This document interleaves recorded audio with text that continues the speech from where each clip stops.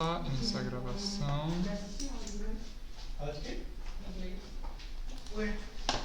Já fez já? Tem como? Tem como? Começou a gravar já. Beijo. Fecha a porta.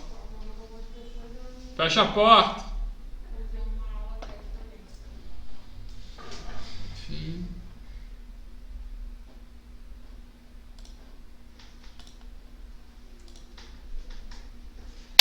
Alô! Boa tarde, rapaziada. Boa tarde, ó. Voltei, tô de volta, pô. Se alguém ouviu falando.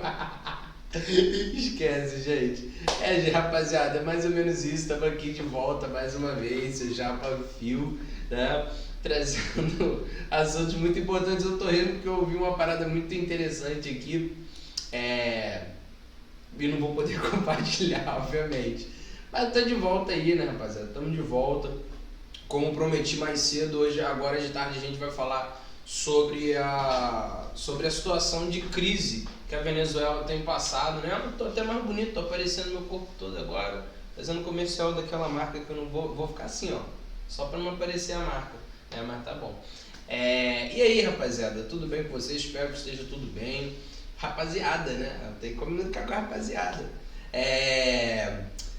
E aí, a gente tem visto muitas paradas discutindo aí nos últimos anos, né? Não é uma parada recente, não é uma coisa que aconteceu agora, mas a gente tem visto muitos papos, muitas ideias, muitas conversas, muitas notícias circulando por aí e que às vezes não fazem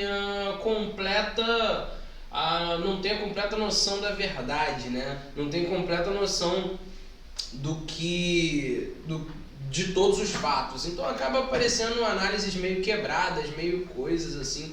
E aí, como vocês estão se preparando através dessa nossa parte de atualidades para ter alguns argumentos melhorados, tanto na redação quanto em algumas outras questões que alguns concursos como a própria UERJ mostra, né? Agora que eu percebi o delay, mas tá bom. Como a gente está se preparando para isso, eu trouxe esse assunto para você não falar besteira. Porque, tipo assim, cara, vamos lá, vamos aqui pensar uma possibilidade. A UERJ vai lá e manda assim, não, vamos fazer uma redação sobre a questão da crise venezuelana. Sei lá, a UERJ mete umas paradas nada a ver, né? O Enem às vezes também mete umas paradas nada a ver que ninguém espera. E aí você vai e manda aquele mesmo papo que você ouviu de fake news, aquele mesmo papo que tu ouviu de WhatsApp, dessas coisas todas aí que a gente vê por aí. E aí a banca tá ligada em tudo que tá acontecendo. Não tem como a gente achar que a banca tá passando batido. Esses caras que estão em banca, eles normalmente estudam o assunto para saber quais são as argumentações válidas ou não.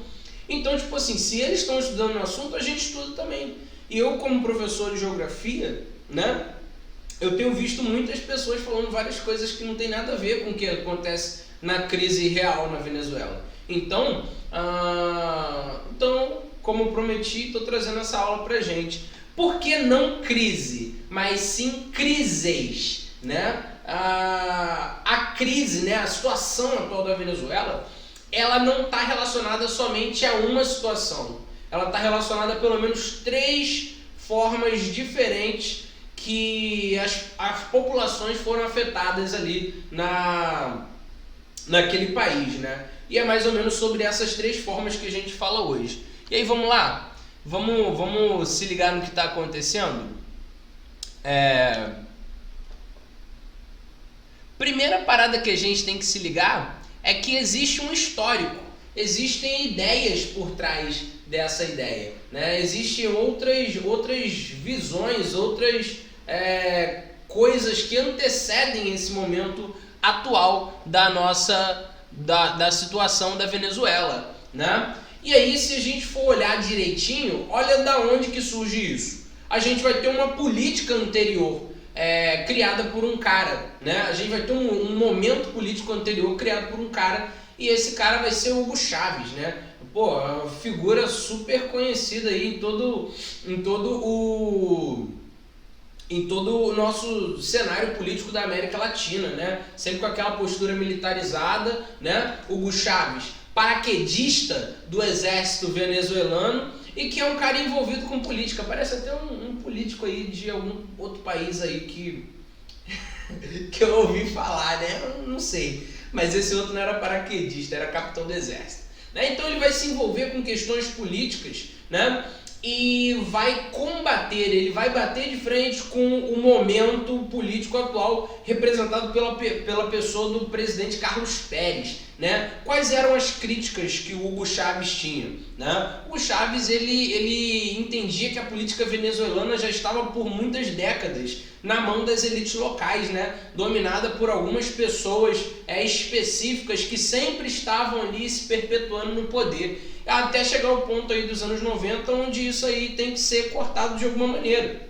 Então, nessa de cortar essa postura política aí que estava sendo perpetuada, ele vai se insurgir, ele vai aparecer na cena política venezuelana questionando tudo aquilo que está acontecendo. Então, a organização que ele teve para poder combater essa situação vai ser a adoção do golpe, né? Ele vai arquitetar junto com seus parceiros do Movimento Bolivariano Revolucionário 200, vai arquitetar um golpe, assim como a gente teve golpes militares em vários outros países, né? Ele vai arquitetar um golpe político que acaba não dando certo, né? Ele vai preso, né? Mas ele consegue plantar a semente do entendimento revolucionário na população venezuelana, né? A partir desse momento, várias outras vezes nós vamos ver pessoas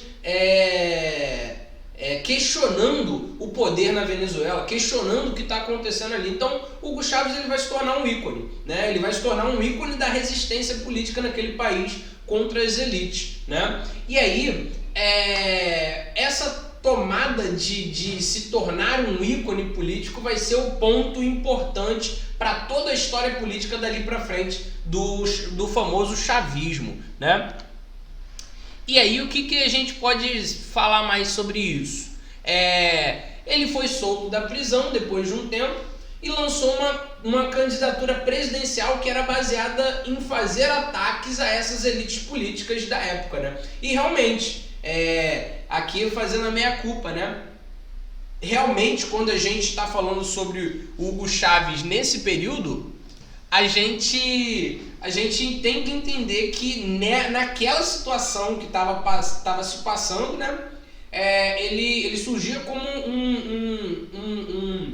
um questionador, ele surgia como uma solução, como uma esperança naquele momento para poder livrar a Venezuela de uma política que estava se perpetuando durante algumas décadas já, né?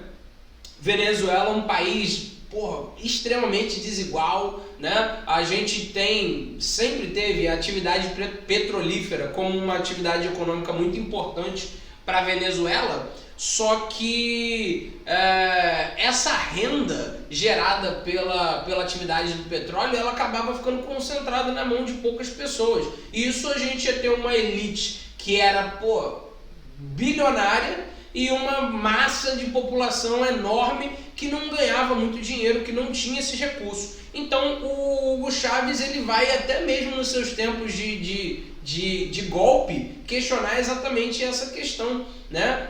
Vai exatamente contra essa possibilidade aí desse histórico político de pessoas querendo manter privilégios na Venezuela. Então, quando ele vai para a campanha política, ele bota exatamente aquele mesmo discurso que ele tinha enquanto revolucionário para as questões políticas. Então, todas as vezes que você via, por exemplo, alô, boa tarde.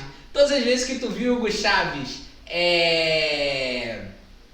falando questões sobre não, nós precisamos bater de frente com as elites políticas, nós precisamos mudar o sistema político venezuelano, ele de certa forma nesse período não estava errado. Era exatamente isso que deveria ser feito para que a mudança política chegasse na Venezuela, né? Ah, voltou, né? Então, rapaziada,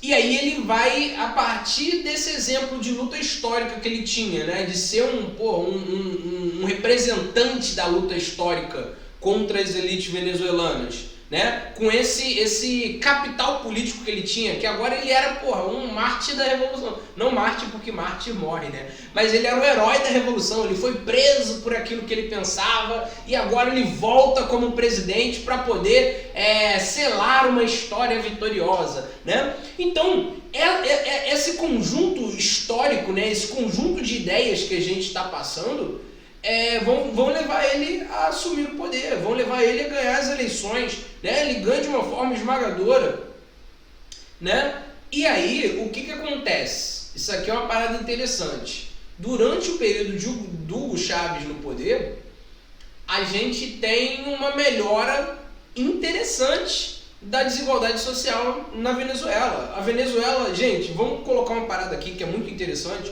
Todo país da América Latina é rico. Todos eles, né? Eu estava dando aula esses dias sobre a América Andina, né? Todos os países que estão ali no contorno da Cordilheira dos Andes. E aí a gente vai ver que esses países ali da chamada América Andina, todos têm fontes de riquezas muito maneiras, né? A Venezuela tem o petróleo. A Venezuela tem a segunda maior reserva de petróleo do mundo, só perto do Canadá. Então, dinheiro tem ali. O que faltava era alguém não só para explorar esses recursos, mas para fazer com que esses recursos se dividissem entre a população e diminuíssem a desigualdade, né? A Bolívia é a mesma coisa, exploração de gás, exploração de petróleo, né? Nós vamos ter na Bolívia também, se eu não estou enganado, exploração de prata. Então, a situação que a gente vai construindo ali naquele país é uma situação que os recursos estavam ali, a possibilidade estava ali, a riqueza estava ali, só que acabava não sendo repartida da maneira correta. Então, muitas pessoas vão...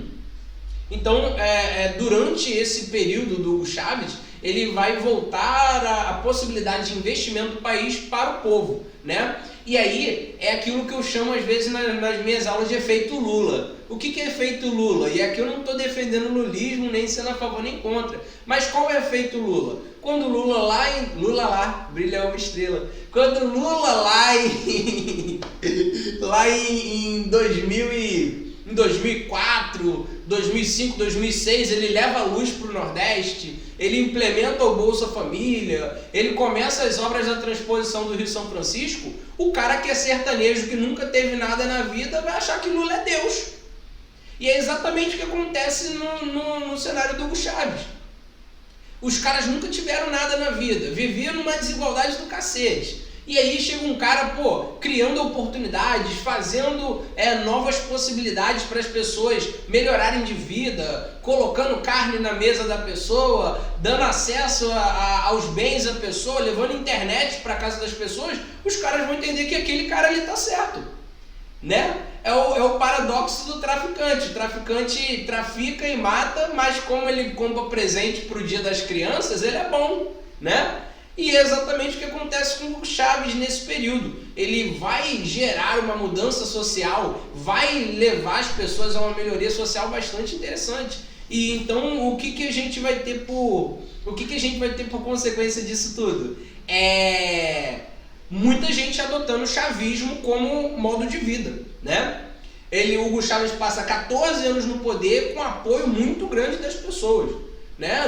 Não vem, e aí já corta a primeira fake news que a gente vê aqui pelo Brasil, que o governo na Venezuela não tem apoio das pessoas. Isso é mentira. Não é que é mentira, é uma meia-verdade, né? Tem muita gente ainda que apoia o governo venezuelano exatamente por isso, por ter melhorado de condições de vida durante o chavismo e reconhecer isso como uma coisa positiva, normal, completamente compreensível.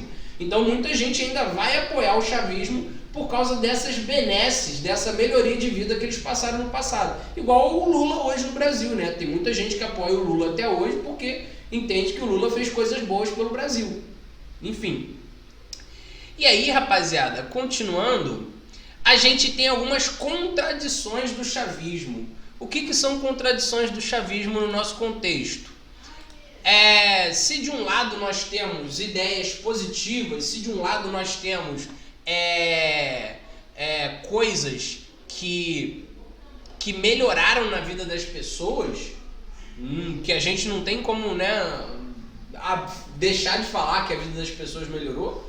Por outro lado, a gente teve coisas que na política, na estrutura política geral da Venezuela pioraram, né? E aí aquela aula que eu não acredito em neutralidade, né? Neutro é um sabão de coco, mas é interessante a gente ver sempre todos os aspectos do discurso, né? E aí o que a gente pode apontar de bom durante o chavismo? Melhorou a distribuição de renda no país. O país era muito desigual, os ricos extremamente ricos e os pobres extremamente pobres. Acabou com a pobreza no país? Não, mas criaram-se condições melhores, né?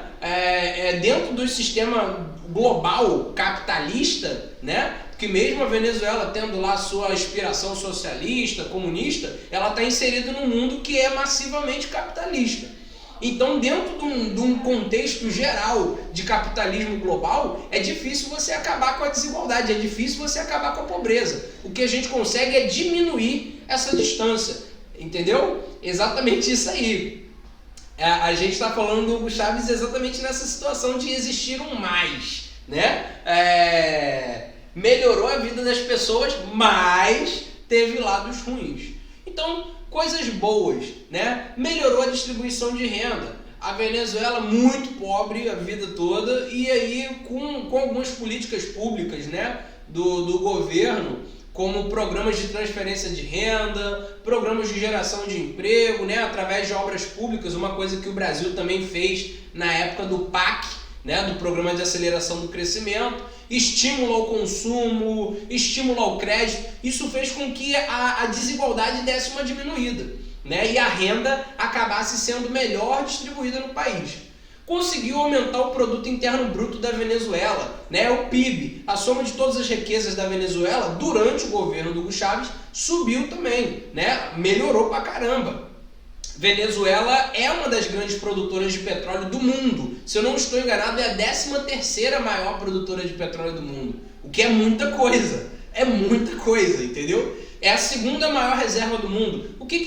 Qual é a diferença entre ser 13ª produtora e 2ª maior reserva? Reserva é que tem petróleo guardado lá disponível para ser explorado, né? Mas ela é a 13ª porque ela não consegue explorar tudo que ela tem, para você ver como é que o petróleo da Venezuela é muita coisa, né? E aí ele aumentou o produto interno bruto da Venezuela, principalmente melhorando algumas coisas na área da exploração do petróleo. E alguns índices sociais melhoraram, né? Menos pobre no país, redução da mortalidade infantil, redução da violência urbana, né? Melhorias das grandes cidades venezuelanas. A gente acha que a Venezuela é muito horrorosa, mas dentro do contexto da América Andina, ela é talvez o segundo país mais urbanizado, né? O Chile é o mais urbanizado, é 80% urbano. A Venezuela o Chile é mais de 80%, a Venezuela é 80% urbano. Ou seja, a infraestrutura de país na Venezuela melhorou também, as cidades melhoraram, o transporte melhorou. Então o governo Hugo Chávez melhorou em muitas coisas a vida das pessoas. Só que, né, sempre tem o só que, sempre tem o mais. Qual foi o preço dessa melhoria? A gente procurou duas ideias aqui que pioraram muito, né? A primeira ideia foi o aparelhamento do Supremo Tribunal do país. Gente, vocês têm visto o jornal, né? Aqui o STF brasileiro é mais ou menos o Supremo. É mais ou menos não, a mesma coisa que o Supremo venezuelano, né? Tem as mesmas linhas de poder, que é de ser um poder ali que vai colaborar ou dar novas ideias, ou combater excessos, né? Vai decidir algumas causas dentro da esfera política brasileira. E aí, lá na Venezuela, o que aconteceu? Durante o governo do Hugo Chávez, ele indicou, né? ele fez manobras, primeiro, para aumentar o número de juízes no país, né, os juízes do Supremo, igual aqui o caso do STF, eram 20 juízes, agora passam a ser 32, numa canetada dele. E esses 12 novos juízes, eles são juízes chavistas, ou seja, fechamento. Ele coloca juízes lá dentro que são fechamento com ele e que vão fazer de tudo para que as leis, né, as coisas que acontecem ali sejam positivas para o governo, sejam leis que possam beneficiar a causa própria do chavismo, sejam leis que nunca vão de encontro com o que o Hugo Chávez queria fazer. É igual mais ou menos o que acontece aqui no Brasil em relação ao STF e o Bolsonaro, né? Muitas coisas que o STF faz, elas vão bater de frente com a vontade do Bolsonaro, vão bater de frente com o planejamento político do governo, né? E aí o governo, em vez de usar a arte da política, porque política, a democracia não é governo da maioria, como as pessoas gostam de dizer. Democracia é a arte do convencimento, é o governo de todos, é o poder que emana do povo. O povo não é a maioria, o povo é a minoria e a maioria, todo mundo junto. E a política é a arte do desenrolar, né? Como o governo não tem esse desenrolo, não tem essa malemolência, né, ele acaba adotando um discurso de que, não, o STF ele quer mandar mais do que a presidência. Sendo que, na verdade, o STF só está cumprindo o papel que ele faz lá, né? Infelizmente, dessa vez eu não vou concordar com o governo, né? E aí o Hugo Chávez faz isso. Para ele não precisar bater de frente com o Supremo, ele bota só gente da laia dele dentro do Supremo, e aí ele já tem um número interessante para questões de votação, né? Os outros, dentro dos 20, não que esses outros 20 juízes que já estavam lá não fossem chavistas, né? Uma boa parte desses 20 juízes já era simpático às políticas do Hugo Chávez. Quando ele bota esses 12 que são 100% chavistas, o que ele está fazendo? Formando maioria. Então, tipo assim, tudo aquilo que o governo precisar aprovar, que tem que passar pelo Supremo Tribunal, ele vai conseguir passar. Por quê? Porque a maioria são de amigos dele. Inclusive, eu estou escrevendo uma aula muito maneira, que eu acho que eu vou trazer para o Educarte, sim. Falando sobre os poderes. Cara, é uma coisa assim muito básica. Eu sei que é uma parada muito básica, mas, por exemplo, a gente não discute muito na escola sobre divisão de poderes, sobre competências de cada uma das partes dos nossos sistemas, né? Qual é a competência do senador? O que o deputado tem que fazer? O que os vereadores têm que fazer, né? Então, talvez eu traga isso aí para discussão, porque eu acho maneiro, eu acho que enriquece a nossa discussão geral.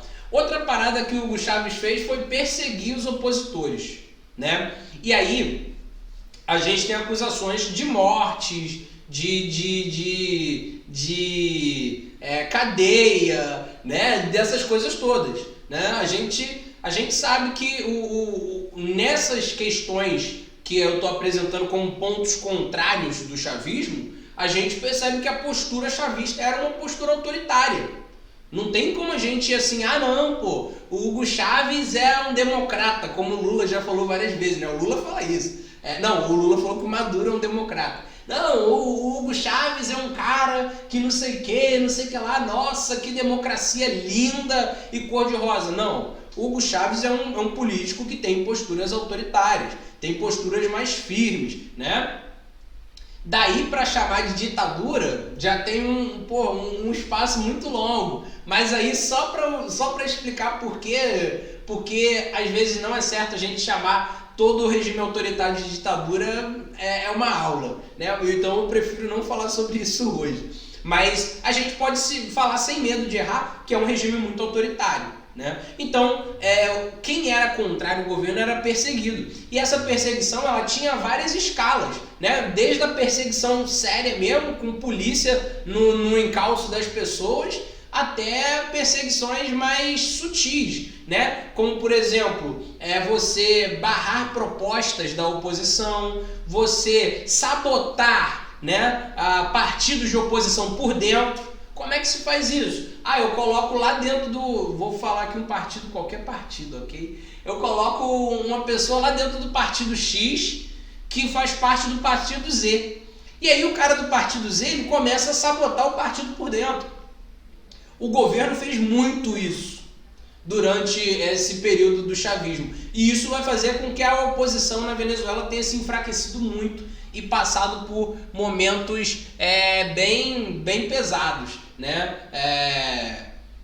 Bem ruins mesmo. E aí a gente vai ter essas como principais contradições do chavismo, mas são exatamente esse modelo político que vai fazer com que a Venezuela chegue no ponto atual que chegou, né? Essa mistura de apoio ao governo gerada pelas melhorias populares, e do outro lado a gente tem a oposição sendo perseguida, posturas autoritárias sendo tomadas, e tudo isso aqui é o plano de fundo que vai trazer a gente na crise que está acontecendo agora, né? Se você quiser fazer um tópico, assim, ideias muito rápidas para você explicar da onde que vem o sistema político venezuelano, é só você pensar nisso, né? Hugo Chávez surge como um revolucionário político, é preso, ganha notoriedade política, se torna presidente, né? Na presidência ele institui essa política chamada chavismo, né? Onde nós vamos ter uma melhoria muito grande das condições sociais da Venezuela, que vai fazer com que o povo apoie, né? E aí o povo apoia. Da mesma forma que nós temos apoio, nós temos a oposição. E a oposição, durante esse período do Hugo Chávez, ela vai ser profundamente perseguida, né? Esse é um resumo de tudo que a gente falou até desde o começo da aula, se alguém perdeu, né? E aí nessa estrutura de poder formada, a gente tem o Nicolás Maduro surgindo como vice-presidente do Hugo Chávez. Hugo Chávez, ele morre em 2013 por causa de um câncer, se eu não estou enganado, e quem assume a presidência é o Nicolás Maduro, atual presidente da Venezuela, né? E aí essa história de atual presidente tem uma história muito louca aí que a gente vai contar daqui a pouco. E aí ele assume, né, com toda essa carga histórica aí que a gente já teve de autoritarismo, mas de um lado apoio popular, né, levantando essa figura histórica que foi o Hugo Chávez para a Venezuela, né, e aí o Nicolás Maduro ele assume essa presidência. Na primeira eleição, após terminar esse período dele assumindo a Venezuela como vice, nós vamos ter novas eleições. E nessas novas eleições, o Nicolás Maduro ele vence as eleições por uma... Eu tô aqui falando, mas eu tô vendo que vocês não estão me vendo. Ele vence essas eleições por uma distância muito pequena, né? Acho que foi 59%, 41%, né? Foi uma margem, eu acho que um pouco menor do que isso até. Acho que foi menor do que isso. Foi. Então, tipo assim, não foi aquela vitória esmagadora que, meu Deus do céu, como que os caras são amados na Venezuela. E aí, né, a oposição, né, que era o Henrique Capriles na época, vai mandar aquele papo. Tá tendo fraude nas eleições, tá tendo, né, rolou alguma parada aí, porque a gente nas ruas, a gente vê que o povo apoia a gente, o povo quer a gente, não sei o que lá, né? E aí ele ganha essa primeira eleição. Só que aí a gente está vivendo num contexto que a partir de 2014 o contexto internacional muda. Eu vou botar aqui o slide para vocês verem o que eu estou falando, né? O contexto internacional ele muda, né? A partir de 2014, vocês nem assistiram essa aula, que pena. Eu acho que vai ter no YouTube, tem na YouTube do Educarte, que é sobre a crise do petróleo mundial de 2020, né? nós passamos aí no começo do ano por uma crise do petróleo que deixou o preço do petróleo negativo, ou seja, principalmente em mercado futuro, né? O petróleo que ainda ia ser explorado e ainda ia ser vendido. Ou seja, o preço do petróleo desceu muito. E desde 2014, né, muito influenciado pela crise de 2008 nos Estados Unidos, né, que aliás é um tema maneiro de aula, só falar da crise de 2008, que é embolada pra caramba, tem muito detalhe.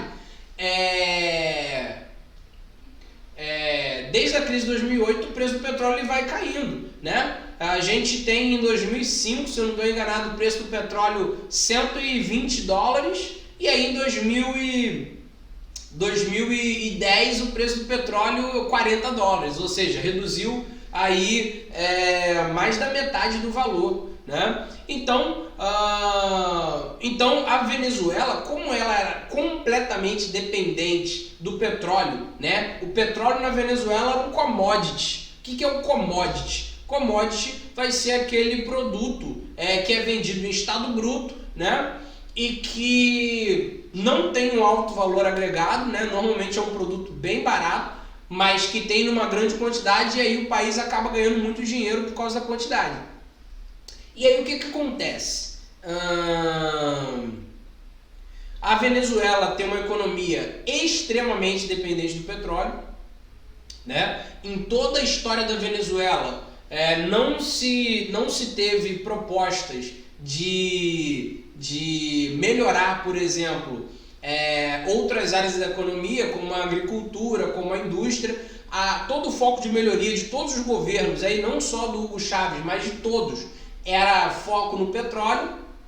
E aí quando a gente tem essa crise internacional do petróleo, o preço do petróleo lá para baixo. Se o preço do petróleo cai e se a Venezuela depende do petróleo, a Venezuela entra em crise, porque ela perde a principal fonte de dinheiro dela.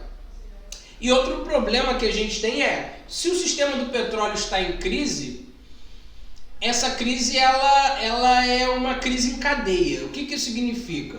Vou até aparecer aqui porque eu estou fazendo muitos gestos. O que significa crise em cadeia, né? A gente normalmente a gente não se liga nisso, mas todas as atividades econômicas dependem umas das outras. Exemplo, aqui no Rio de Janeiro a gente tinha o Comperj, que é um conjunto de refinarias que estava sendo construída, né? E aí tem lá o cara que vai trabalhar no Comperj, né? Que ganha dinheiro. Tem a empresa de engenharia que ganha dinheiro. Tem o cara da petroquímica que ganha dinheiro. Esses caras, eles vão consumir naquela cidade, né? Vão gastar dinheiro comprando almoço, pagando aluguel, comprando casa. Aí as pessoas dessa cidade estão ganhando dinheiro indiretamente por causa da construção do polo petroquímico. Essas pessoas da cidade que estão ganhando dinheiro fazem compras, pagam contas, pagam aluguel. Então o dinheiro dessas pessoas que estão ganhando dinheiro, que veio lá do Comperj, ele vai passar a circular na cidade. E é um pouco parecido. E aí o Comperj ele entrou em crise aqui no Rio de Janeiro, né, por causa da Lava Jato. Secou a fonte de dinheiro. As pessoas que ganhavam dinheiro diretamente do Comperj não ganham mais dinheiro. As pessoas que ganhavam dinheiro através do consumo dos funcionários do Comperj perderam dinheiro. As pessoas que dependiam, isso aqui tá ficando meio louco, né? Tá parecendo a música do galho na árvore, a árvore no buraco, o buraco no chão, tá ligado? E aí as pessoas que dependiam do dinheiro que vinha dos funcionários do Comperj já não ganham mais. Então, tipo assim, se você for vendo, é um efeito dominó. Você tirou a fonte de renda aqui em cima, todo mundo que tá para baixo vai perder dinheiro. Então lá na Venezuela aconteceu exatamente isso. O petróleo entrou em crise, todos os outros setores foram em efeito dominó entrando em crise, né? E aí também, por a gente ter um país que não investiu em agricultura, que não investiu em indústria, assim, se eu não estou enganado, mais de 60% de tudo que é consumido na Venezuela é importado. Então, tipo assim, se não tem dinheiro do petróleo, acabou o dinheiro para importar as coisas. E aí a gente vai entrar naquela crise mais famosa da Venezuela, que é a crise do desabastecimento, né? Olha só, até aqui no texto que a gente está falando, ó. O estopim da crise, foi a queda do valor do petróleo, que impactou diretamente o abastecimento do mercado venezuelano, uma vez que sem dinheiro o governo parou de comprar itens básicos do cotidiano para a população. Então, se a gente tinha o governo comprando itens básicos da população, a gente não tem mais. Se tinham pessoas que tinham dinheiro para importar esses itens, por esse dinheiro vir diretamente lá do petróleo, ela não tem mais dinheiro para importar. E isso vai fazer com que a gente tenha uma situação na Venezuela onde começa a faltar vários tipos de produtos, né? Desde alimentos até produtos de saúde, porque simplesmente acabou o dinheiro da Venezuela por causa da crise do petróleo causada pela crise de 2018. Cara, eu acho muito doido esse assunto porque ele está relacionado a muitas coisas, né? Então o primeiro ponto da crise da Venezuela é isso, né? Em resumo, primeiro ponto da crise venezuelana, crise financeira causada pela queda do preço do petróleo no mercado internacional. Resumiu, beleza? Primeira face da crise da Venezuela, queda do preço do petróleo causada pela queda internacional dos preços do petróleo. Acho que eu falei 2 vezes a mesma coisa. Vamos lá, causa da crise financeira na Venezuela, queda do preço do petróleo no mercado internacional, né? Fez a Venezuela perder dinheiro e deixou a Venezuela impossibilitada de importar itens básicos para a população. Essa falta de importação vai gerar o problema do desabastecimento, né? Nós vamos ter as cidades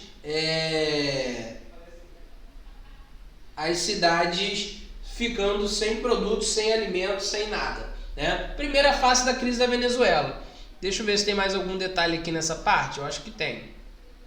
Não, aqui a gente já chega na segunda face da crise na Venezuela, a vitória do Nicolás Maduro. Olha só, a vitória do Maduro nas eleições de 2018 não foi reconhecida pela oposição e nem por parte da comunidade internacional, incluindo o Brasil.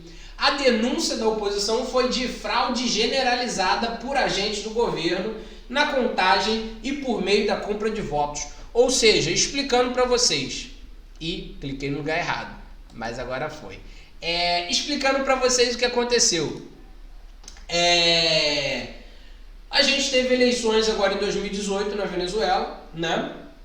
E a gente tinha a gente teve a disputa entre Nicolás Maduro como candidato do partido do governo e o Juan Guaidó, né? Que era o candidato da oposição.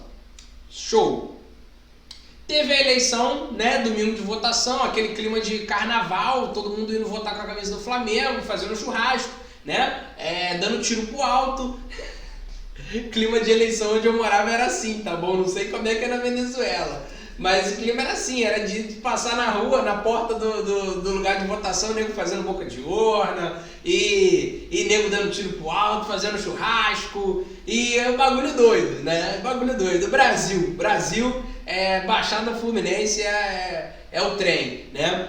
Então, na Venezuela, votação normal, saiu o resultado. Maduro ganhou por 68%. Cara, 68% é muita coisa. É muita coisa, velho. Se os caras foram roubar, os caras nem tiveram esse cuidado, né? Podia roubar, porra. Ali, vitória apertada, 56%, pô, já meteram logo, né, 68%, quase 70% votando no cara, né, enfim. E aí começaram a surgir aquele papo do mal perdedor, né, papo do mal perdedor. Não, nada a ver isso aí, as eleições na Venezuela, quem ganhou foi a gente mesmo, porque na rua as pessoas estavam adotando a gente, nem disfarçaram. Cara, é porque, tipo assim, eu não tô acusando ninguém, tá? Mas se realmente foi fraudada as eleições, pô, podia ter fraudado de uma forma, né, porra, mais disfarçada. E aí a oposição começou, não, pô, a gente tem apoio da rua. Não, pô, a gente tem... Eu tô olhando o horário aqui porque eu tô viajando aqui e ainda tem bastante coisa nessa aula. Não, pô, a gente tinha apoio da rua, a gente tinha não sei o que lá, e várias coisas. E aí, quando chega nas eleições, toma uma saraivada dessa.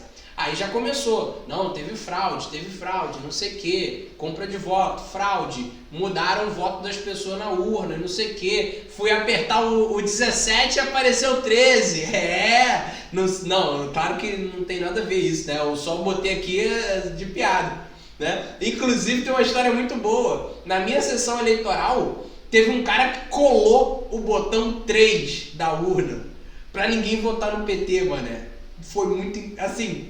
antidemocrático, errado, mas foi engraçado. Na hora eu ri pra caraca. Eu falei, meu Deus, eu já mandei logo, como é que eu vou votar no Lula nessa eleição? Eu vou ter que votar no Bolsonaro também. Aí não votei, né? Eu só voto nulo nas eleições, né? Aí eu voto nos dois, eu voto um pouquinho no Bolsonaro, um pouquinho no Lula, eu voto nos dois. Professor não tem partido político, não. Então, beleza. E aí a oposição conseguiu chegar na informação que eles queriam. Que informação é essa? Pessoas lá de dentro do governo, certo?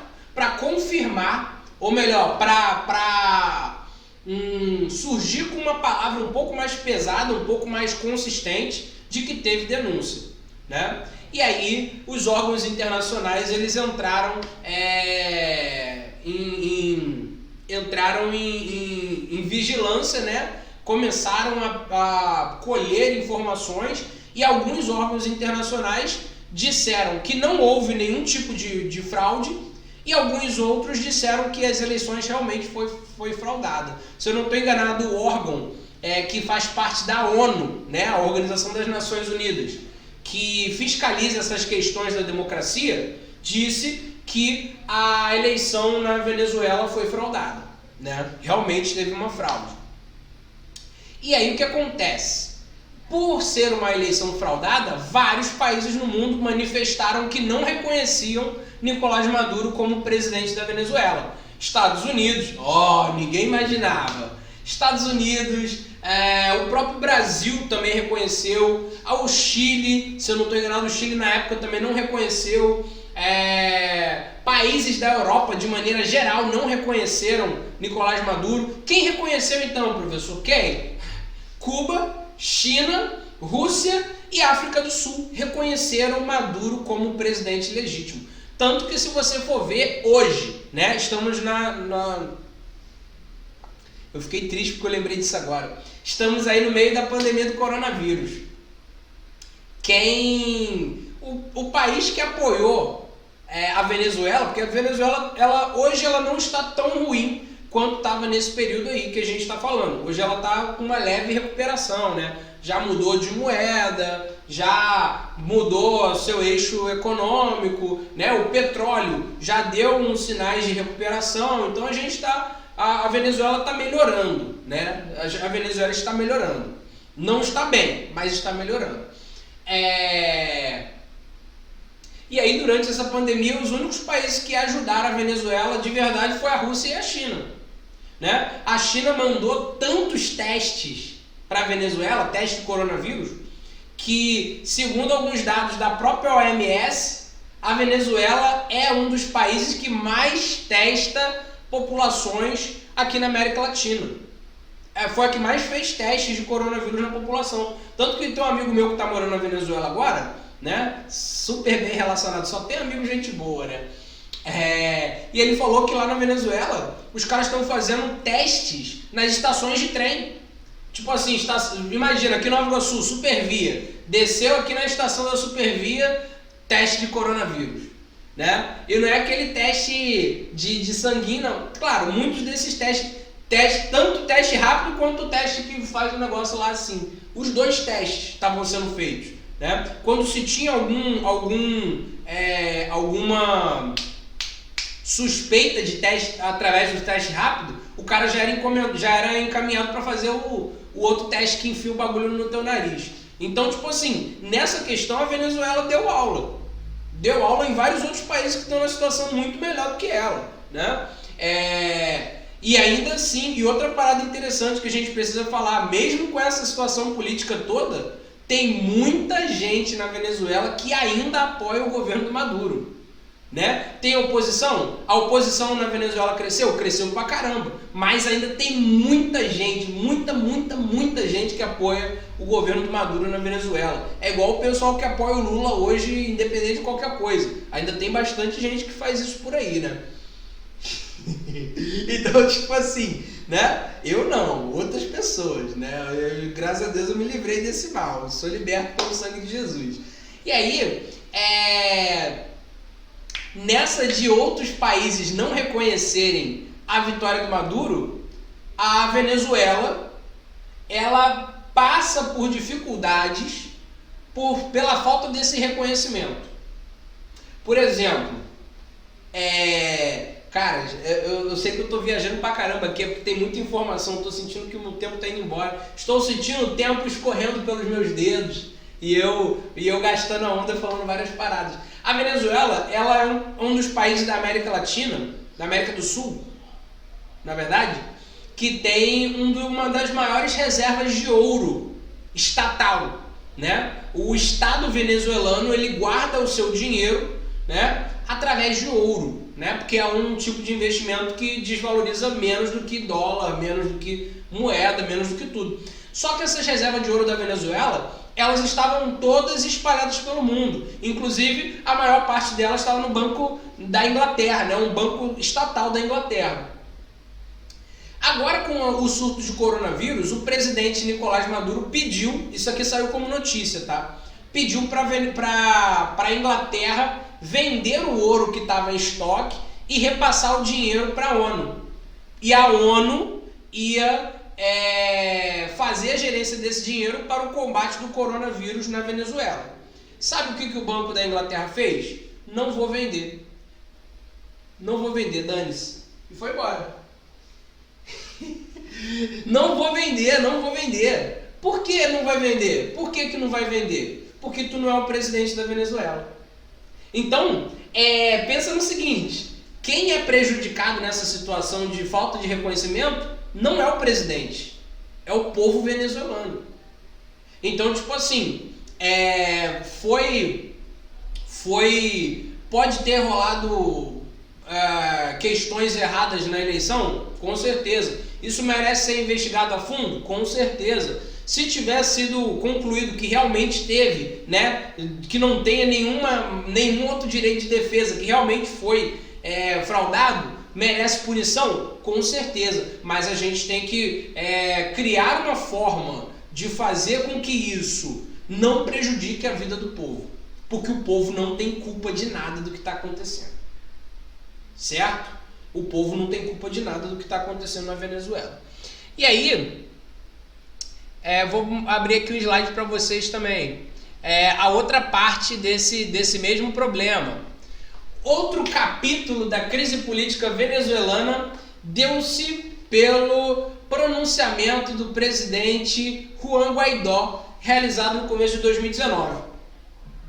O político venezuelano de 35 anos autoproclamou-se presidente interino da Venezuela enquanto o país estiver em processo de transição de poder. Mano, beleza, ele tinha o apoio da Assembleia Nacional? Até tem. Mas, assim, essa ideia da autoproclamação, da mesma forma que o caso do Maduro foi questionado, o caso da autoproclamação também foi questionado. Porque como uma pessoa se autoproclama presidente de qualquer coisa? Porra, agora é presidente do Brasil. Né? Acabou, eu sou presidente do Brasil agora, dane-se. Faz sentido? Não faz sentido. Né? Nós temos outros recursos que podem fazer esse cara chegar à presidência. E não é autoproclamação o melhor deles. Por exemplo, e aí falando um pouco da situação brasileira. No Brasil ele está tramitando na Câmara e no Senado um processo para cassação. Ih, agora vai travar. Puta merda. Para a cassação de chapa. Agora fala rápido. Cassação de chapa, né? Aí mais rápido. Cachação de chapa. Ah, aí não deu certo. Cassação de chapa Bolsonaro-Mourão por suspeita de que eles tenham cometido crime eleitoral, principalmente na parte da gestão dos recursos financeiros da campanha. Qual é o crime que está sendo colocado nas costas do Bolsonaro e do Mourão?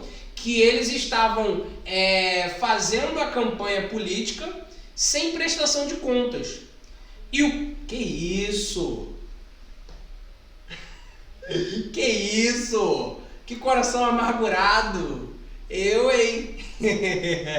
Não é crime existir, o crime é outra coisa. Eu não posso falar nada, ó. É a opinião deles aí, ó. Eu não tô falando nada disso, não. Aqui é neutralidade, sabão de coco. Neutro igual sabão de coco. Então, tipo assim...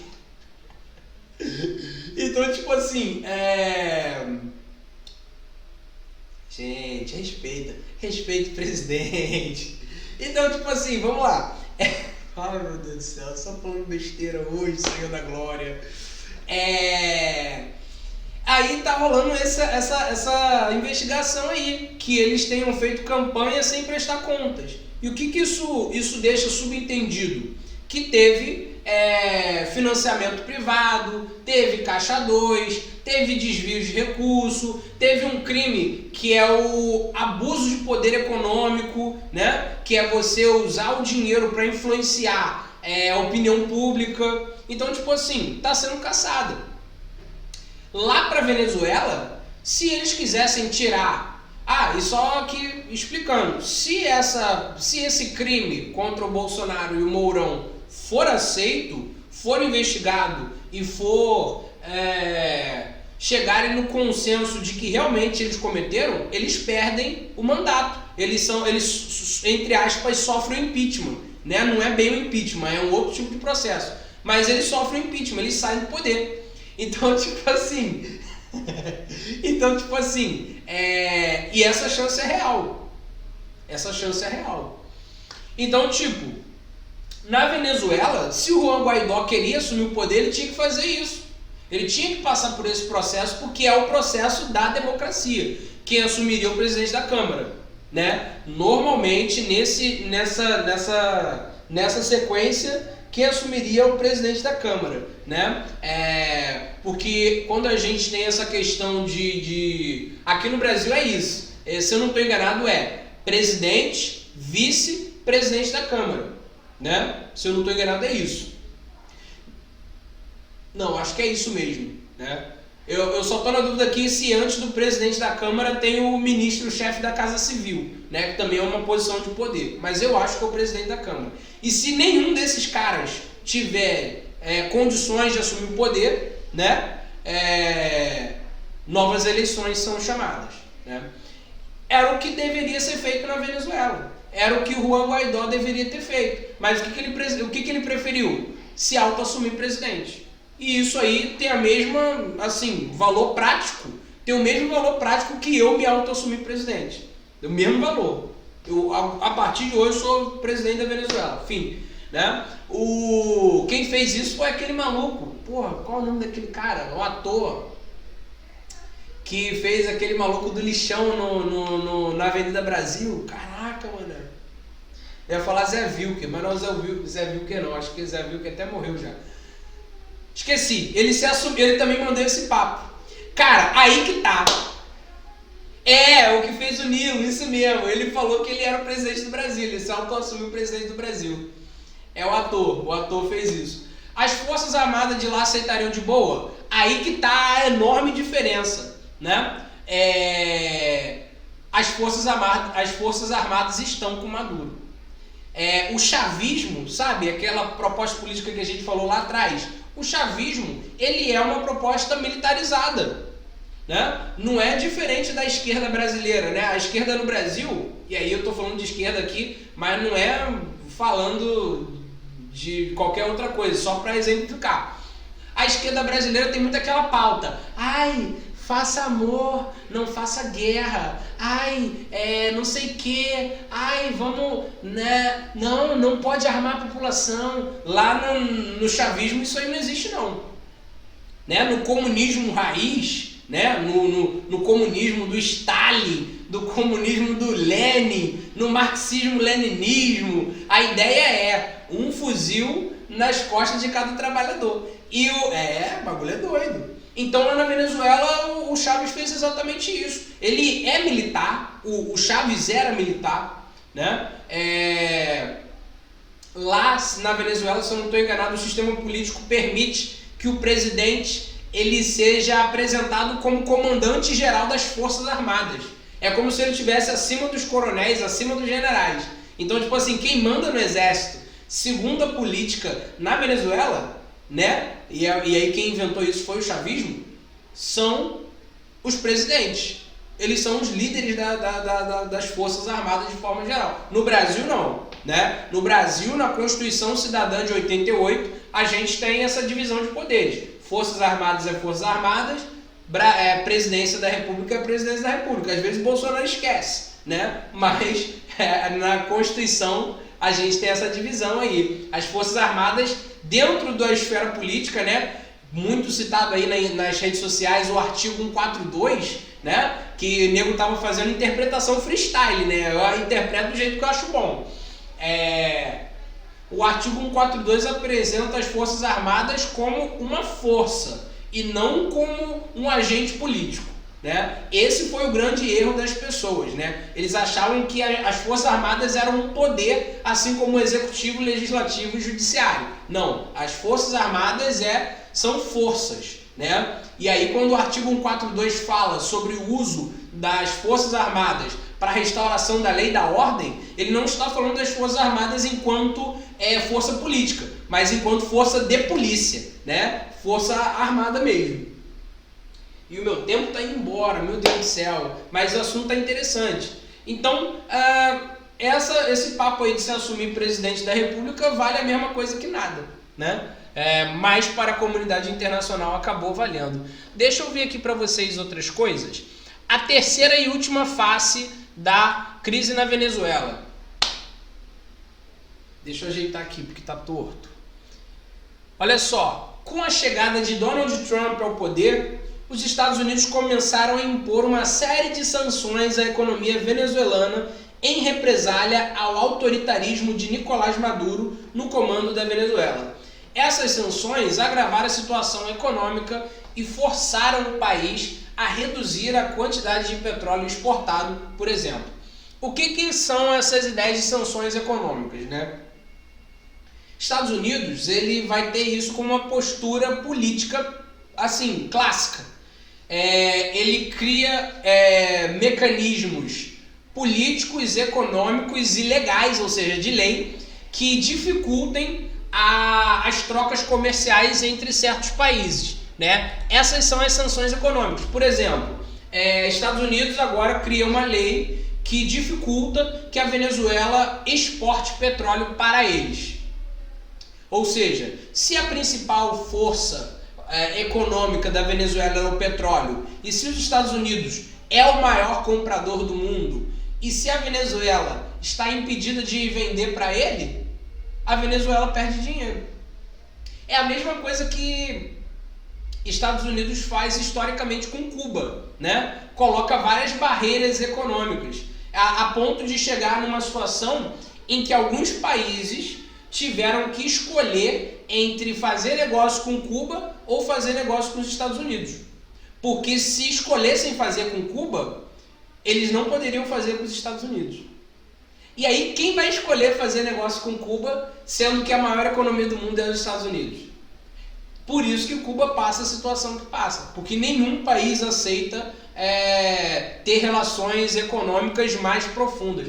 Ah, professor, o Brasil, durante o governo Lula, teve várias intervenções econômicas em Cuba. Sim. Ah, e ele era parceiro comercial dos Estados Unidos também no governo Lula, né? O Obama falou que o Lula era o cara. Sim. Por que o Brasil não sofreu represálias? Porque o Brasil, como eu falei de manhã, era a sexta maior economia do mundo. E aí, é briga de gigante. é briga de gigante, entendeu? Então não seria para os Estados Unidos interessante perder um parceiro comercial bom igual o Brasil, né? Então, agora, países menores, as economias europeias uma a uma, países ali da própria América Central que tem um alinhamento histórico com os Estados Unidos, esses sim, esses não vão fazer negócio com Cuba porque eles precisam escolher ou Cuba ou os Estados Unidos. E aí eles acabam escolhendo os Estados Unidos. E é exatamente isso, essa mesma postura que acontece na Venezuela durante esse período, né? Muitas barreiras para trocas comerciais, muitos problemas de criação de métodos que deixe mais difícil a entrada de produtos dos Estados Unidos na Venezuela ou a venda de produtos da Venezuela para os Estados Unidos. Qual é a consequência disso?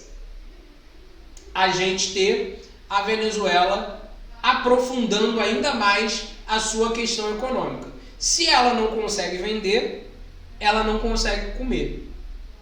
E aí é basicamente essas três as faces da crise venezuelana. Primeira, crise econômica causada pela queda do preço do petróleo. Segunda, crise política causada pela situação de fraude nas eleições, né? A suspeita de fraude nas eleições. Terceira questão, crise internacional causada pela sanção, né? Pelas sanções dos Estados Unidos, pelas barreiras impostas pelos Estados Unidos em relação à Venezuela. Essas são as três causas da crise na Venezuela no atual período que a gente está vivendo. Beleza? E aí a gente tem os resultados da crise, né? Quais são os resultados da crise na Venezuela? Vamos lá. A inflação em 2018 ultrapassou extraordinários 1.300%. Caraca, nem sabia que era possível. Mentira, sabia sim, né? Velho, o que é isso? Vocês sabem, né? A inflação vai ser o preço, vai ser a subida geral de preços na Venezuela. Na Venezuela não, em qualquer país. Ou seja, o que isso significa? Se a inflação subiu, esse valor todo, 1.300.000%, o preço das coisas subiu 1.300.000%. Ai, gente, isso é absurdo. É por isso que, tem uma parada, é porque eu não tô no computador, né? Mas tem uma matéria de uma revista que eu gosto muito, que é a Vice, que o cara fala assim, passei um final de semana na Venezuela acho que foi com $100. Passei o final de semana de luxo na Venezuela com $100, porque o dólar muito valorizado, aí o cara trocava o dinheiro, pegava, sei lá, 50 milhões de bolívares, tá ligado? 100 milhões de bolívares, se o cara ficar rico, né? E o custo de vida na Venezuela, de forma geral, era baixo, o cara ficou milionário, né? E o que isso mostra pra gente? Pela escassez, né? Pela falta dos produtos no mercado, aqueles que tinham lá o preço sobe, né? É uma questão básica do capitalismo, oferta e demanda, né? Nós temos grande oferta, o preço cai. Temos baixa oferta, o preço sobe. Igual o diamante. Diamante não é caro porque ele é transparente e bonito, porque se fosse assim, vidro também seria caro. O diamante é caro porque é difícil de encontrar. Então, a questão, inflação em 2 segundos, é isso que acontece. E aí a extrema escassez fez com que o preço das coisas subisse e chegasse nesse número maravilhoso de 1.300.000% de subida do preço. Se o bagulho custava R$1, agora custa 1.300.000. Muito bom. Uau, que isso, absurdo. Pobreza extrema no país saltou de 23%, que é uma taxa assim razoável para um país pobre, para 61% em 2017, ou seja, mais da metade da população venezuelana estava em situação de extrema pobreza, por causa dessa situação, dessas três que a gente falou. Salário mínimo atual na Venezuela é correspondente atualmente a R$77. Agora olha que absurdo, o real já é uma moeda desvalorizada, né? A nota de R$100 ela perdeu o valor de mercado dela de uma forma absurda, né? O poder de compra de uma nota de R$100 diminuiu muito com o passar dos anos né? Só de você parar para pensar só de você parar para pensar, o salário, uns tempos atrás, aqui no Brasil, era menos de R$200 o salário mínimo. Então já mostra pra gente o quanto e dava para viver, né? E aí já mostra pra gente o quanto o dinheiro desvalorizou. E aí outro resultado, em decorrência da crise política, mais de 3 milhões de venezuelanos deixaram o país, né? E aí a gente vai lembrar disso acontecendo na fronteira lá na região norte do Brasil, né? Muitos venezuelanos entrando no Brasil de forma ilegal, de forma improvisada, né? As cidades ali da fronteira, no norte do Amazonas, em Roraima, algumas cidades até mesmo em outros países, em outros estados ali, como até mesmo o Acre, que não faz fronteira direta, vai ter uma entrada maior. No estado do Amapá, muitos venezuelanos também chegando. Então, tipo assim, a região norte, ela recebeu muitos imigrantes venezuelanos durante esse período. Vou explicar daqui a pouco para você. Essa pergunta é boa. Primeiro, eu queria sentar, mas eu não posso sentar. Primeiro, a Venezuela não faz mais parte do Mercosul, né? Eu acho que, se eu não estou enganado, desde 2012, a Venezuela deixou de fazer parte do Mercosul por um motivo muito simples, né? A falta de reconhecimento da legitimidade da democracia venezuelana. Ou seja, os outros membros do Mercosul, Argentina, Paraguai, Uruguai e Brasil, os membros líderes, eles não reconheciam o governo da Venezuela como legítimo, né? Não reconheciam a gestão do Nicolás Maduro como legítima. E aí a Venezuela ela foi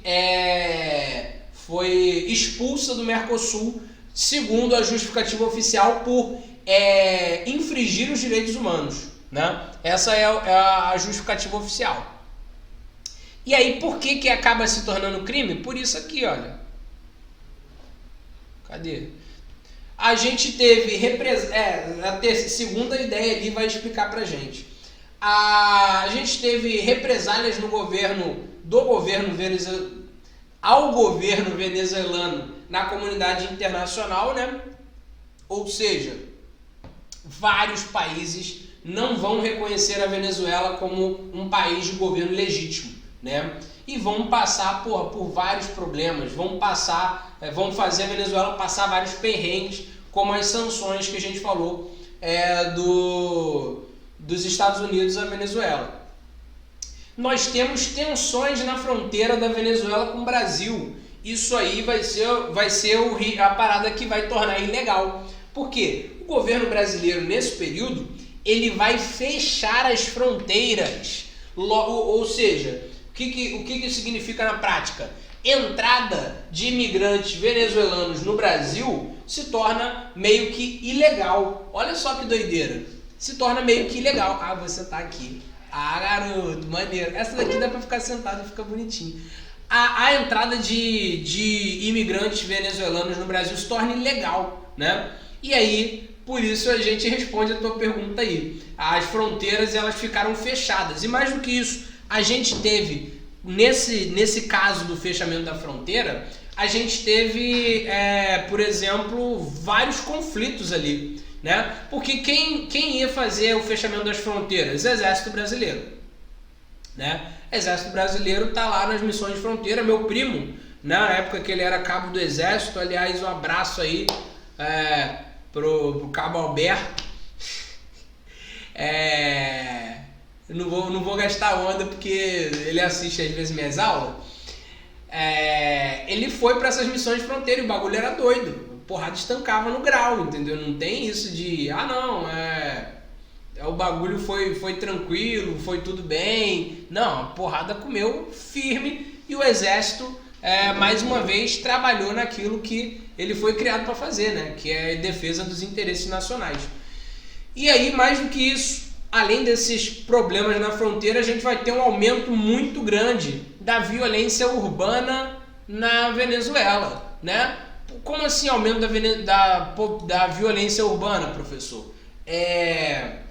Aqui na Venezuela, aqui não, né? Lá na Venezuela, aqui na nossa aula sobre Venezuela. Lá na Venezuela, a gente acabou tendo, por exemplo,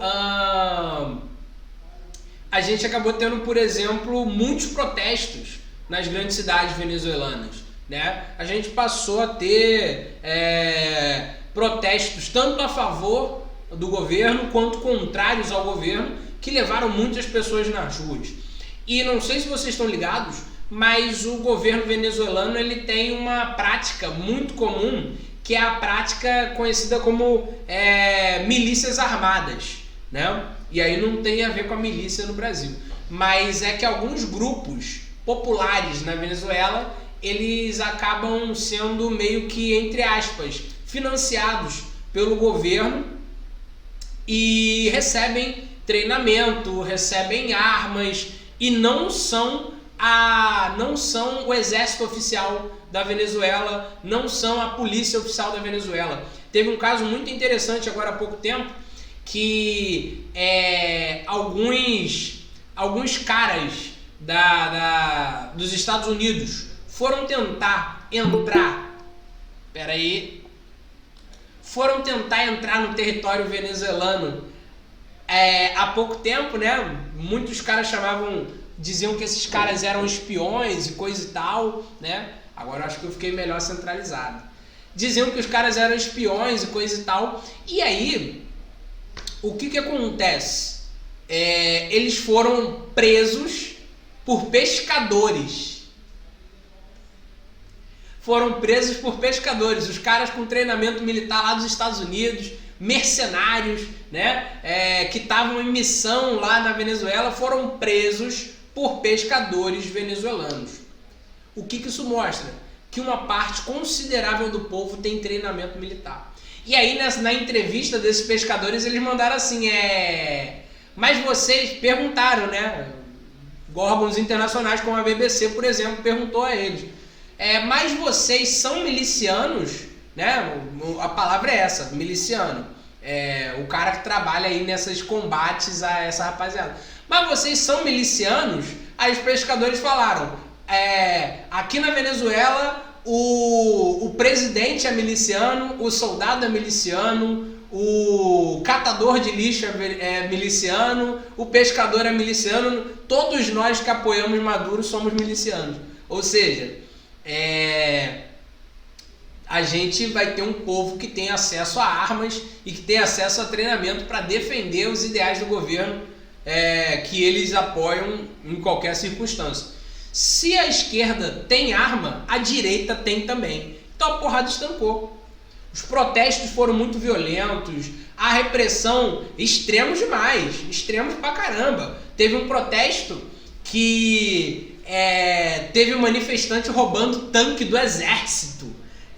Isso não entra na minha cabeça. Manifestante roubando tanque do exército para passar por cima da multidão. Teve o exército do governo dando tiro de arma letal para cima de manifestante. Teve cara da oposição sendo sequestrado. Teve cara general do exército sendo sequestrado pela oposição. Um bagulho doido. Então a violência na Venezuela, por causa dessa instabilidade política, né? O bagulho ficou doido. E a violência nas grandes cidades na Venezuela aumentaram de forma expressiva. Tanto pela questão dos protestos, quanto pela questão do aumento da pobreza, né? Pobreza, de uma forma direta ou indireta, vai gerar, de certa forma, violência também nas cidades, né? E aí, é mais ou menos isso que aconteceu como resultado da crise. Trazendo aqui aquela parte que eu sei que você gosta. Eu sei que tu gosta. Eu sei que você gosta. O Alexandre Frota.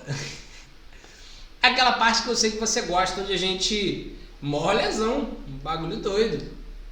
Eu tô aqui cansado. Não cansado de dar aula, mas cansado porque eu falei pra caraca, né? Mas a situação na Venezuela, ela é menos simples do que a gente parece. Tem muitas coisas complexas, entendeu? Eu acho muito maneiro, é o que eu tava falando hoje de manhã. Se a gente assiste fontes, né, de questões de notícias, fontes brasileiras, essas fontes brasileiras vão ter uma interpretação da situação.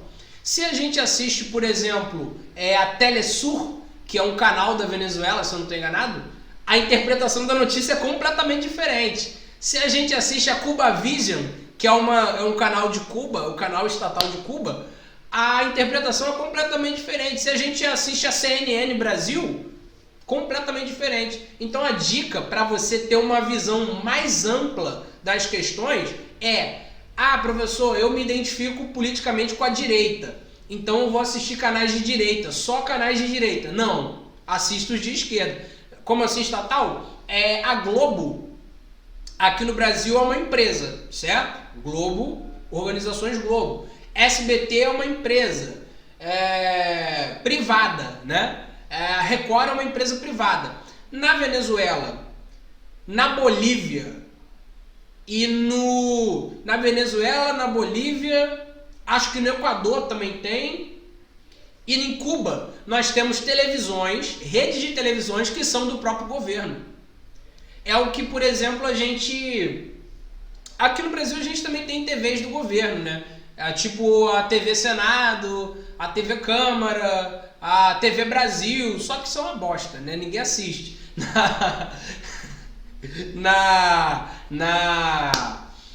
Em Cuba e na Venezuela, as televisões que são do governo, elas são tipo a Globo. E, inclusive, eu tava assistindo esses dias Cuba Vision de madrugada lá em casa, né?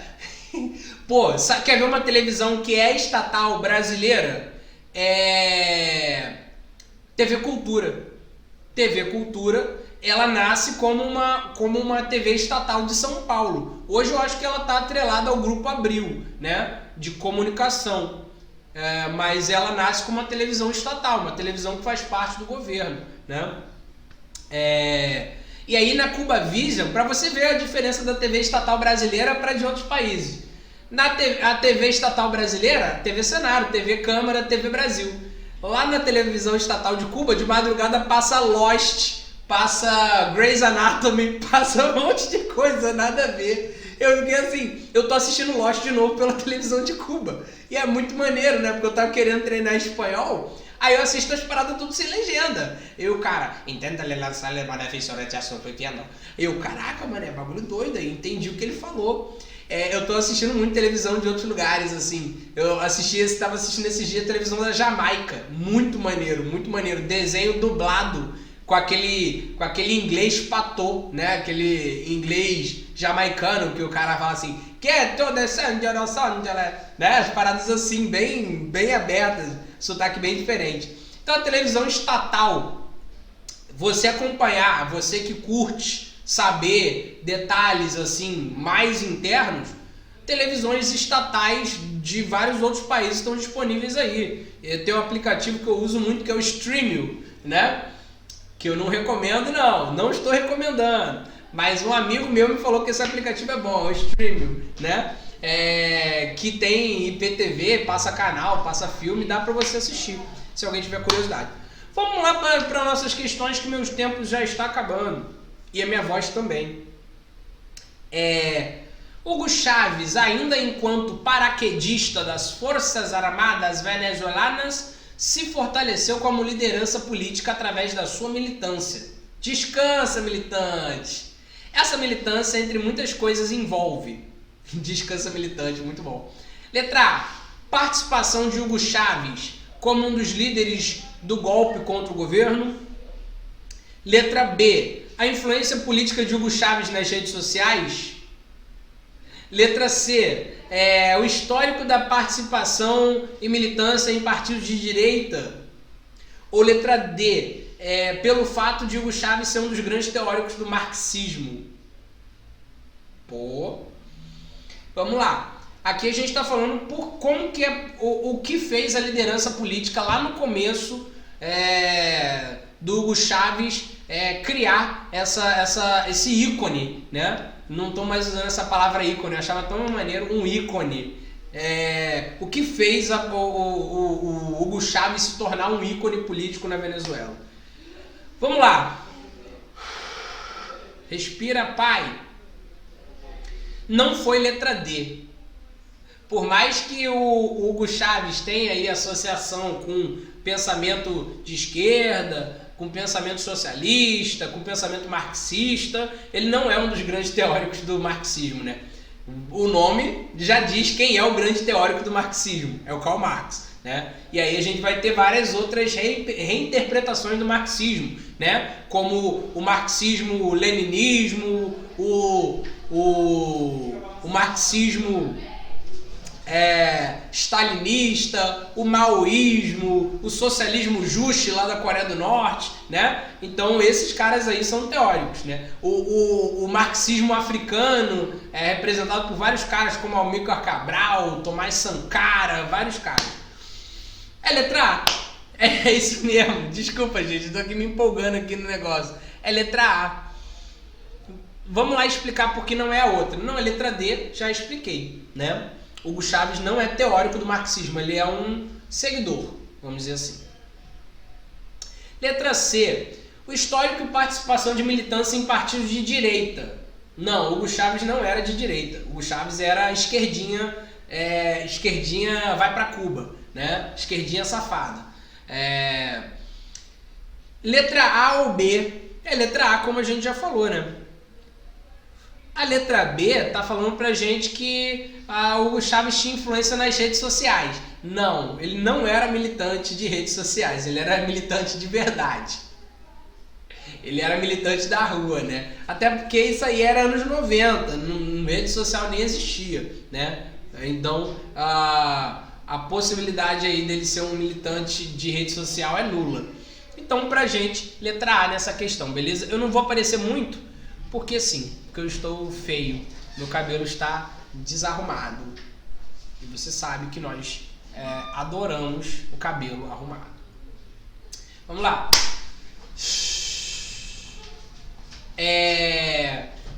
Caraca, acabei de me perder aqui. O chavismo, conjunto de práticas políticas encabeçadas pelo presidente Hugo Chávez, apesar das crises, apresenta ainda um forte apelo e apoio popular. Esse apoio está diretamente relacionado a: letra A, constante perseguição aos desertores e inimigos do sistema. Letra B, ao enfrentamento frontal aos adversários externos, como o imperialismo norte-americano. Letra C, aos benefícios sociais trazidos pelo governo Chávez, que melhoraram a vida da população mais pobre. Ou letra D, a disseminação do chamado marxismo cultural de viés europeu por toda a população venezuelana. Caraca, professor, falou do sexo dos anjos agora, hein? Meu Deus do céu. E aí, rapaziada, o que fez o povo apoiar o Hugo Chávez durante esse período? Fala pra mim que eu sei que você sabe. Eu sei que você sabe. Olha aí, olha as opções e me impressione. Vamos lá? Vou falando pra vocês aqui as que não são. Não é letra A, ok? Não é letra A porque a letra A fala que ele é apoiado porque persegue as pessoas. Não, ele não tem como ser apoiado porque ele persegue alguém, né? Então, não é letra A. Letra B fala que ele é apoiado porque ele enfrenta os adversários externos como o imperialismo norte-americano. Cara, essa discussão, ela até existe na Venezuela, tá? Existe a discussão de enfrentamento ao imperialismo, à posição Yankee. Eles sempre falam de Yankee. Gente, eu acabei de lembrar aqui de um vídeo que do Nicolás Maduro fazendo um discurso falando que ele tava de olho numa candidatura lá nos Estados Unidos do Kanye West. Caraca, eu falei união sinistra, Kanye Maduro, tá ligado? O Kanye West e Nicolás Maduro. É o Kanye West e Nicolás Maduro, velho. Nossa, esse vídeo é muito bom. Ele fala, Kanye West, Kanye West, erra o nome, é muito engraçado. Então não é letra B. Essa pauta até existe, mas não é o caso da Venezuela. O apoio não está ligado a isso. C ou D. Obviamente, Letra C, né? Não tem como ser outra opção. O Chaves era apoiado por causa dos benefícios que ele causou ao povo durante a sua gestão, né? Principalmente a população mais pobre. Então ele é o efeito Lula, né? Ele é feito como o pai dos pobres. Mas esse é meu trabalho, filho, é deixar meu trabalho nessa parte aqui, na parte da aula, o meu trabalho é explicar, na parte das questões, o meu trabalho é confundir, né? Então é isso que acontece. É letra C mesmo. Os benefícios sociais fizeram com que as pessoas apoiassem o governo de uma forma irrestrita e apoiam até hoje, né? Letra D fala sobre marxismo cultural. Mano, essa ideia de marxismo cultural é muito complexa, mas se eu pudesse falar que isso existe, eu diria que existe. Mas aqui no caso da Venezuela não tem nada a ver com a Europa. A posição socialista da Venezuela, ela está voltada para o socialismo bolivariano, né? O que é o socialismo bolivariano, professor? É inspirado nas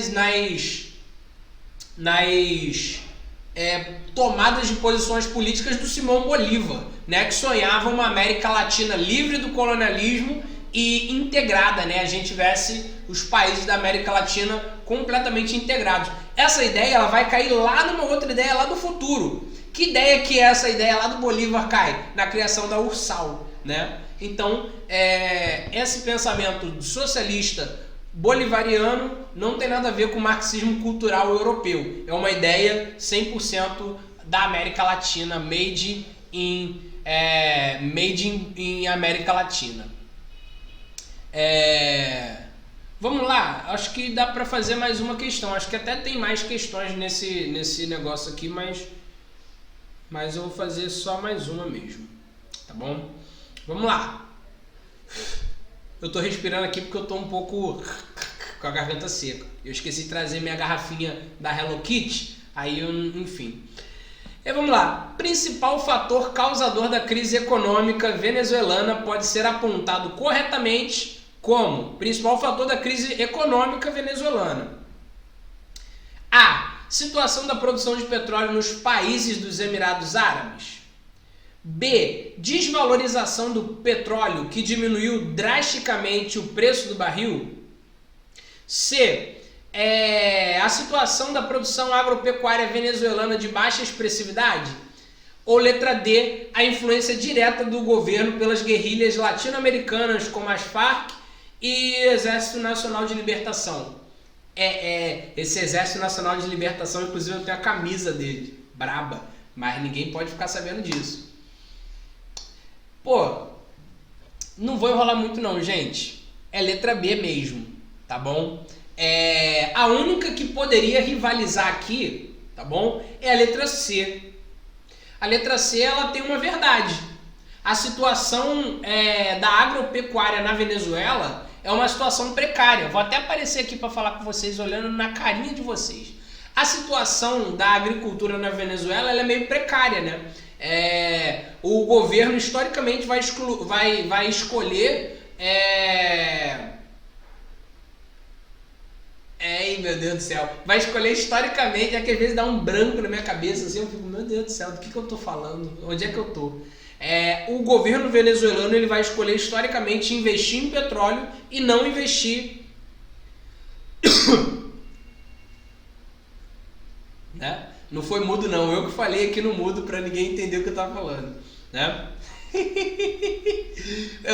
Eu me sinto inteligente quando eu acerto essas questões, quando eu faço essas questões, porque eu tenho que fazer, né, para também entender.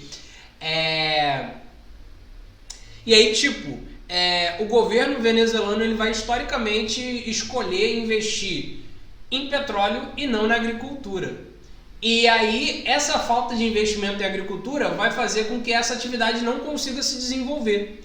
E talvez esse baixo desenvolvimento agrícola vai fazer com que a gente tenha falta de alimentos na Venezuela. Mas não vai ser a causa da crise econômica venezuelana. A causa da crise é a desvalorização do preço do petróleo, do barril de petróleo, né? Se o preço do petróleo cai, a Venezuela acaba tendo menos dinheiro, né? E aí a Venezuela com menos dinheiro, o país entra em crise, né? Efeito dominó. Os setores eles vão caindo um após outro porque são dependentes demais.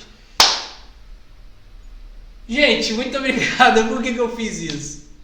Muito obrigado pela presença de vocês mais uma vez. Vocês abrilhantam o meu dia, vocês tornam o meu dia mais feliz. É muito bom. Eu gosto de dar aula assim, principalmente quando a rapaziada tá trocando ideia. Tem que ir embora, pô.